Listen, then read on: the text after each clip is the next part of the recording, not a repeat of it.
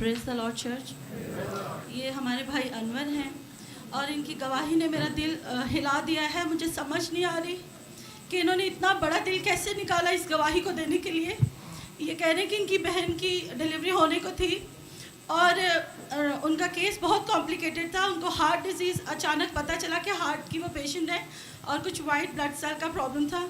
Even doctor operate करके भी baby को डिलीवर नहीं कर रहे थे। इन्होंने कहा कि लास्ट फ्राइडे मैं आ नहीं पाया, मेरी बहन इस तरह से हॉस्पिटलाइज थी। वो 5 दिन बहन हॉस्पिटल में रही और इन्होंने पास्टर जी से इस बात के लिए दुआ कराई कि खुदावन की जो मर्ज़ी है वो हो। और ऐसा हुआ कि वो बेटी तो नॉर्मल पैदा हुई लेकिन इनकी बहन की डेथ हो गई। लेकिन ये कह रहे कि खुदावन का शुक्र है कि वो बेटी जो नन्ही जान खुदावन ने दी थी वो सही सलामत है। हालेलुया।